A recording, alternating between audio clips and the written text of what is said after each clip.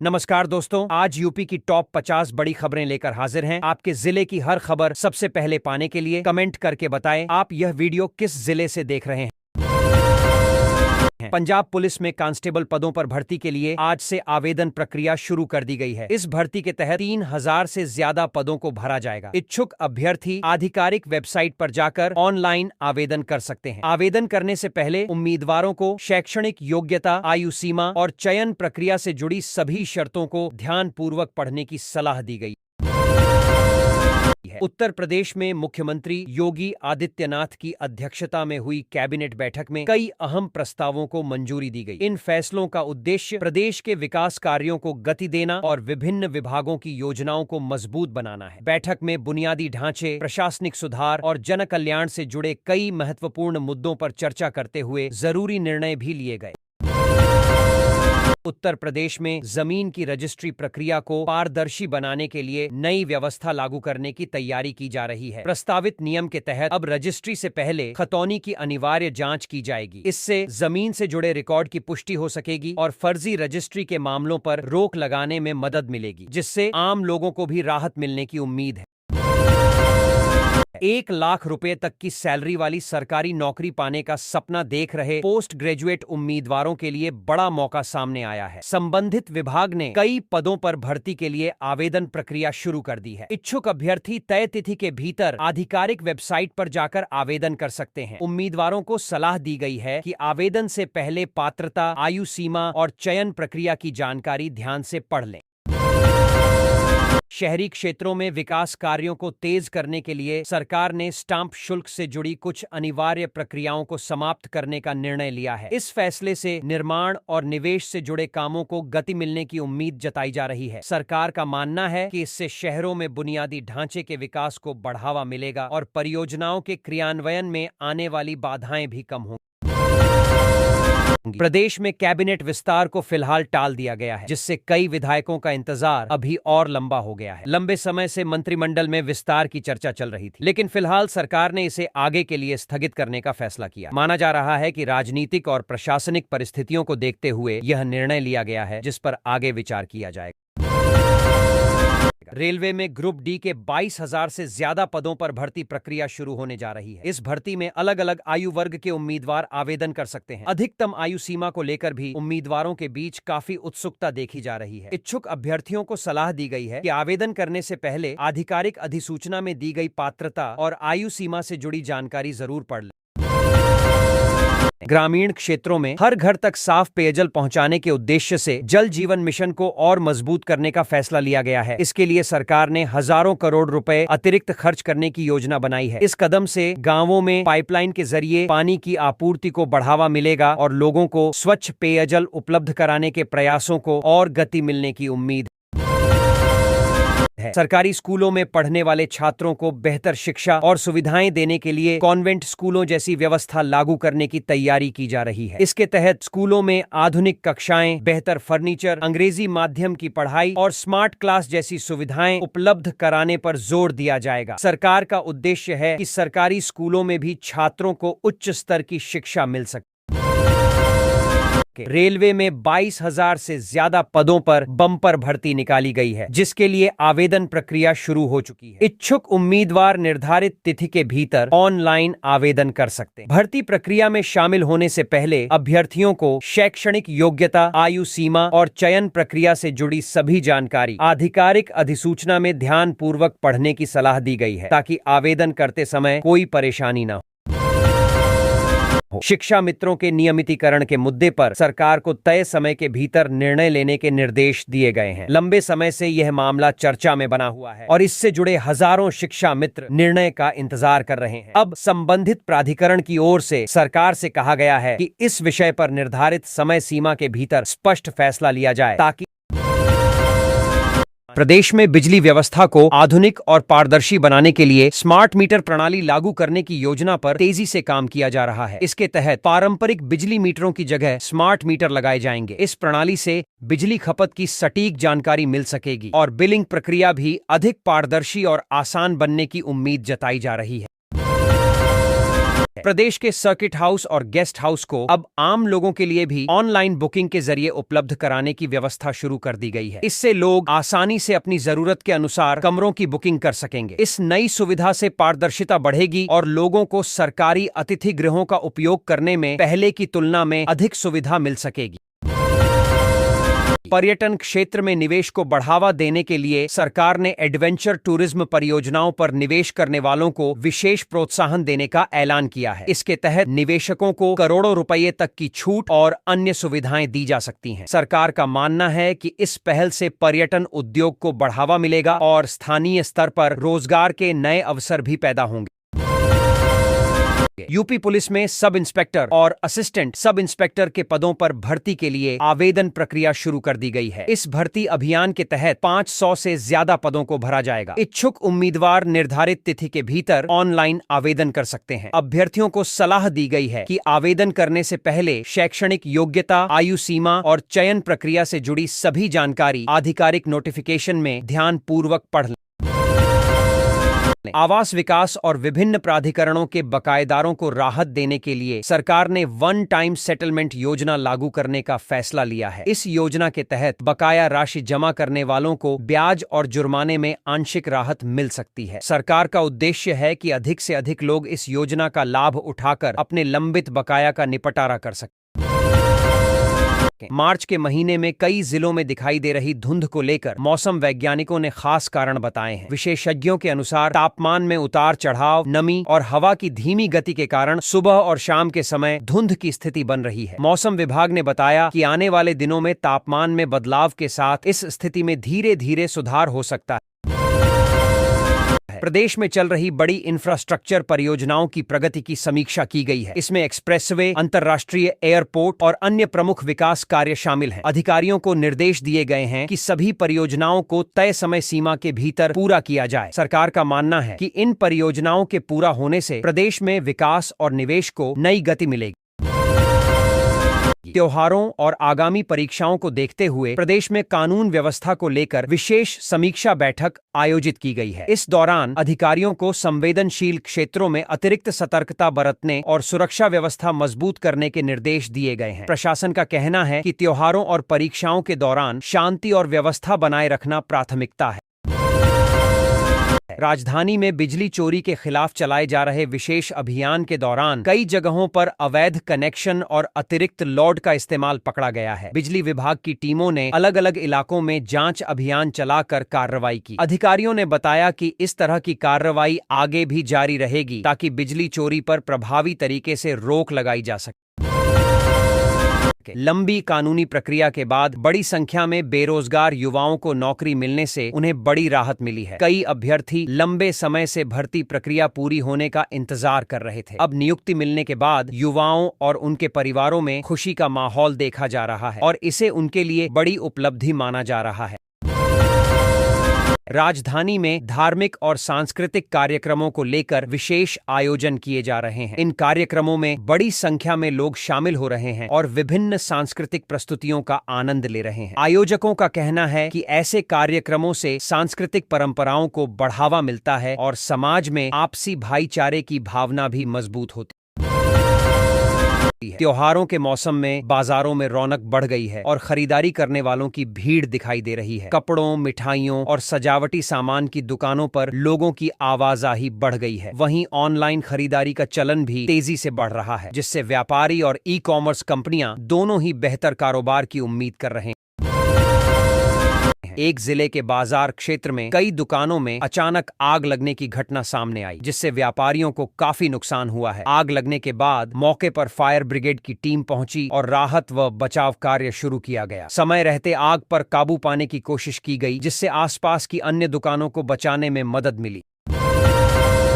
प्रदेश में किसानों को आधुनिक खेती के लिए प्रोत्साहित करने के उद्देश्य से नई कृषि योजनाओं को तेजी से लागू किया जा रहा है। इन योजनाओं के तहत किसानों को नई तकनीक, उन्नत बीज और आधुनिक उपकरणों की जानकारी दी जा रही है। सरकार का कहना है कि इससे खेती की उत्पादकता बढ़ेगी और किसानों की आय में भी सुधार हो सकेगा।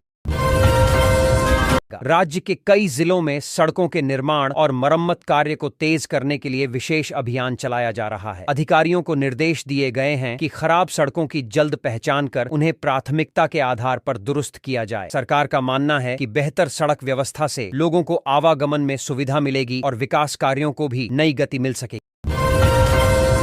युवाओं को रोजगार के अवसर देने के लिए विभिन्न विभागों में नई भर्तियों की प्रक्रिया को आगे बढ़ाया जा रहा है। सरकार का उद्देश्य है कि योग्य युवाओं को अधिक से अधिक रोजगार मिल सके। इसके लिए अलग अलग विभागों में रिक्त पदों का आकलन कर भर्ती प्रक्रिया शुरू करने की दिशा में तेजी से काम किया जा रहा है।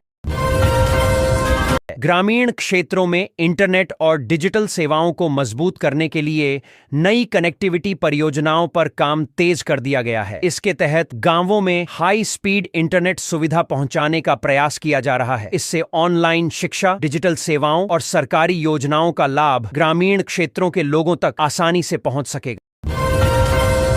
महिलाओं को आत्मनिर्भर बनाने के लिए स्वयं सहायता समूहों को नए रोजगार के अवसरों से जोड़ने की योजना पर जोर दिया जा रहा है। इसके तहत महिलाओं को विभिन्न प्रकार के प्रशिक्षण और आर्थिक सहायता उपलब्ध कराई जा रही है। सरकार का उद्देश्य है कि महिलाएं अपने समूहों के माध्यम से स्वरोजगार शुरू कर सकें और आर्थिक रूप से सशक्त बन सकें।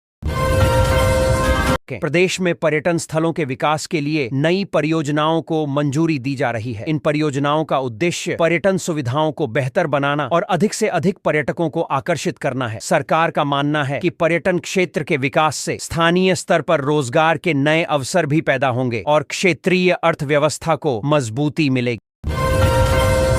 कई जिलों में स्वास्थ्य सेवाओं को बेहतर बनाने के लिए विशेष चिकित्सा शिविर आयोजित किए जा रहे हैं। इन शिविरों में लोगों को मुफ्त जांच, परामर्श और उपचार की सुविधा दी जा रही है। स्वास्थ्य विभाग का कहना है कि इस पहल से दूर दराज क्षेत्रों में रहने वाले लोगों को भी बेहतर स्वास्थ्य सेवाएं उपलब्ध कराई जा सकेंगी। युवाओं को खेलों के प्रति प्रोत्साहित करने के लिए जिला स्तर पर विभिन्न खेल प्रतियोगिताओं का आयोजन किया जा रहा है। इन प्रतियोगिताओं के माध्यम से प्रतिभाशाली खिलाड़ियों को आगे बढ़ने का अवसर मिलेगा। अधिकारियों का कहना है कि खेल गतिविधियों से युवाओं में अनुशासन और स्वस्थ जीवन शैली को भी बढ़ावा मिलता है। शहरों में ट्रैफिक व्यवस्था को बेहतर बनाने के लिए नई ट्रैफिक योजना लागू करने की तैयारी की जा रही है। इसके तहत प्रमुख चौराहों पर यातायात प्रबंधन को मजबूत किया जाएगा और नई तकनीकों का भी उपयोग किया जाएगा। प्रशासन का कहना है कि इस कदम से ट्रैफिक जाम की समस्या को कम करने में मदद मिलेगी। प्रदेश के कई नगर निगम क्षेत्रों में सफाई व्यवस्था को मजबूत करने के लिए विशेष स्वच्छता अभियान चलाया जा रहा है। इस अभियान के तहत सड़कों, बाजारों और सार्वजनिक स्थानों की नियमित सफाई पर विशेष ध्यान दिया जा रहा है। अधिकारियों का कहना है कि इससे शहरों को साफ सुथरा रखने में मदद मिलेगी।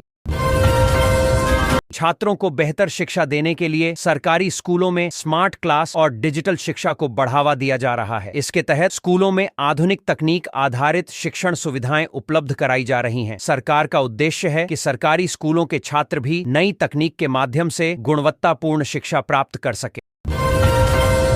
कृषि उत्पादों की बेहतर कीमत दिलाने के लिए किसानों को सीधे बाजार से जोड़ने की योजनाओं पर काम किया जा रहा है। इससे किसानों को अपने उत्पादों के उचित दाम मिलने की संभावना बढ़ेगी। सरकार का मानना है कि इस व्यवस्था से बिचौलियों की भूमिका कम होगी और किसानों की आय में भी सुधार हो सकेगा। शहरी विकास योजनाओं के तहत नए पार्क और सार्वजनिक सुविधाओं के निर्माण की योजना तैयार की गई है। इसके अंतर्गत शहरों में हरित क्षेत्रों को बढ़ाने और लोगों को बेहतर मनोरंजन व विश्राम की सुविधाएं उपलब्ध कराने पर जोर दिया जा रहा है। अधिकारियों का कहना है कि इससे शहरों की सुंदरता भी बढ़ेगी और लोगों को बेहतर वातावरण मिलेगा।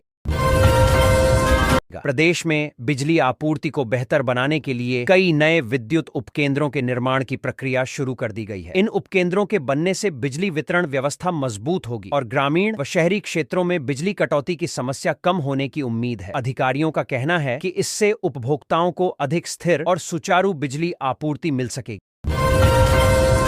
ग्रामीण सड़कों को मजबूत बनाने के लिए कई नई सड़क परियोजनाओं को मंजूरी दी गई है। इन परियोजनाओं के तहत गांवों को मुख्य सड़कों से जोड़ने और खराब मार्गों की मरम्मत का काम किया जाएगा। सरकार का उद्देश्य है कि ग्रामीण क्षेत्रों में आवागमन आसान हो और विकास से जुड़ी गतिविधियों को भी गति मिल सके। छोटे व्यापारियों को प्रोत्साहन देने के लिए सरकार विभिन्न आर्थिक सहायता योजनाएं लागू कर रही है। इन योजनाओं के तहत व्यापारियों को आसान आरण, प्रशिक्षण और अन्य सुविधाएं उपलब्ध कराई जा रही हैं। सरकार का मानना है कि इससे छोटे कारोबारियों को अपने व्यवसाय को आगे बढ़ाने में मदद मिलेगी और स्थानीय स्तर पर रोजगार के अवसर भी बढ़ेंगे। प्रदेश में पर्यावरण संरक्षण को बढ़ावा देने के लिए बड़े स्तर पर पौधारोपण अभियान की तैयारी की जा रही है। इस अभियान के तहत विभिन्न जिलों में बड़ी संख्या में पौधे लगाए जाएंगे। अधिकारियों का कहना है कि इससे हरित क्षेत्र बढ़ेगा और पर्यावरण संतुलन बनाए रखने में भी मदद मिलेगी। नगरों में जल निकासी व्यवस्था को बेहतर बनाने के लिए ड्रेनेज सिस्टम को मजबूत करने की योजना पर काम शुरू किया गया है। इसके तहत पुराने नालों की सफाई और नए ड्रेनेज सिस्टम का निर्माण किया जाएगा। प्रशासन का कहना है कि इससे बरसात के समय जलभराव की समस्या को कम करने में मदद मिलेगी।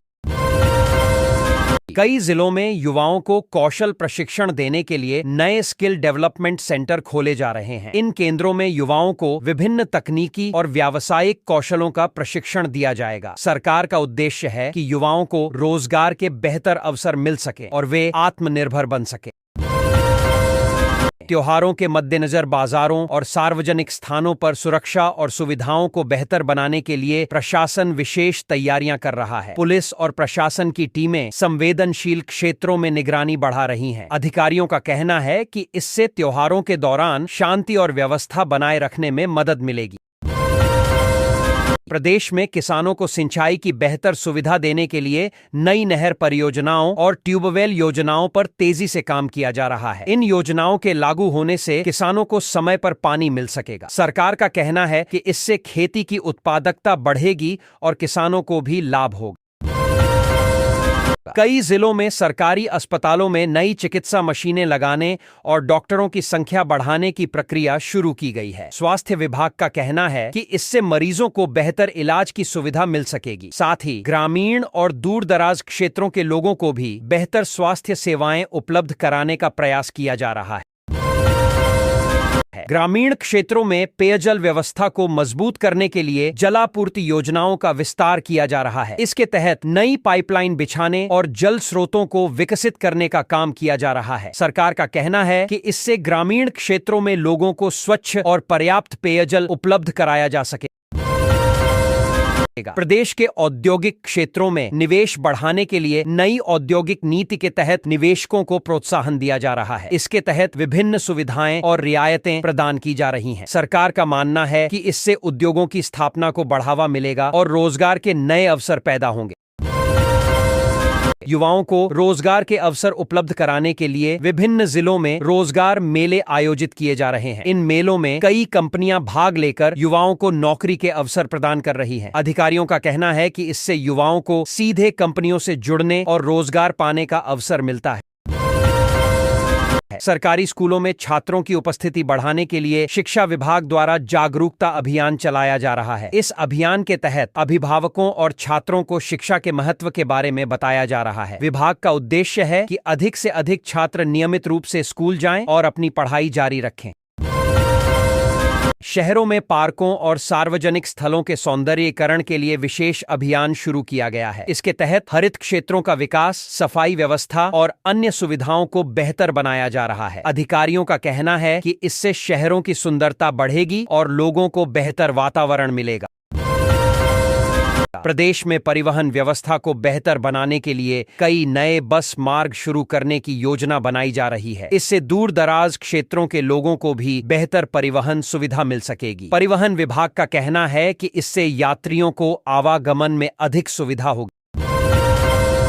किसानों को फसल बीमा योजना का लाभ दिलाने के लिए विशेष पंजीकरण अभियान चलाया जा रहा है। इस अभियान के तहत किसानों को योजना की जानकारी दी जा रही है और उन्हें पंजीकरण के लिए प्रोत्साहित किया जा रहा है। अधिकारियों का कहना है कि इससे किसानों को प्राकृतिक आपदा के समय आर्थिक सुरक्षा मिल सकेगी। कई जिलों में नगर विकास योजनाओं के तहत नई सड़कें और पुल बनाने की तैयारी की जा रही है। इन परियोजनाओं से शहरों में यातायात व्यवस्था बेहतर होगी। सरकार का कहना है कि इससे विकास कार्यों को भी नई गति मिलेगी और लोगों को आवागमन में सुविधा होगी। होगी। महिलाओं के स्वावलंबन को बढ़ावा देने के लिए नए प्रशिक्षण कार्यक्रम शुरू किए जा रहे हैं। इन कार्यक्रमों के माध्यम से महिलाओं को विभिन्न व्यावसायिक कौशलों का प्रशिक्षण दिया जा रहा है। सरकार का उद्देश्य है कि महिलाएं आर्थिक रूप से मजबूत बने और स्वरोजगार के अवसर प्राप्त कर सकें। प्रदेश के ऐतिहासिक और धार्मिक स्थलों के विकास के लिए पर्यटन विभाग नई परियोजनाओं पर काम कर रहा है। इन परियोजनाओं का उद्देश्य पर्यटन सुविधाओं को बेहतर बनाना है। अधिकारियों का कहना है कि इससे अधिक पर्यटक आकर्षित होंगे और स्थानीय अर्थव्यवस्था को भी फायदा मिलेगा। शहरी क्षेत्रों में जल संरक्षण को बढ़ावा देने के लिए वर्षा जल संचयन को लेकर अभियान चलाया जा रहा है। इस अभियान के तहत लोगों को वर्षा जल को संग्रहित करने के लिए जागरूक किया जा रहा है। सरकार का मानना है कि इससे जल संकट को कम करने में मदद मिलेगी।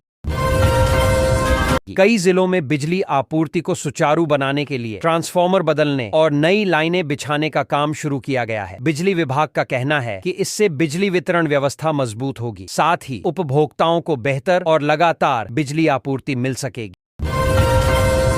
युवाओं को स्टार्टअप शुरू करने के लिए सरकार द्वारा नई सहायता योजनाओं की जानकारी दी जा रही है। इन योजनाओं के तहत युवाओं को वित्तीय सहायता, प्रशिक्षण और मार्गदर्शन उपलब्ध कराया जा रहा है। सरकार का उद्देश्य है कि युवा उद्यमिता को बढ़ावा मिले और नए व्यवसाय शुरू हो सके।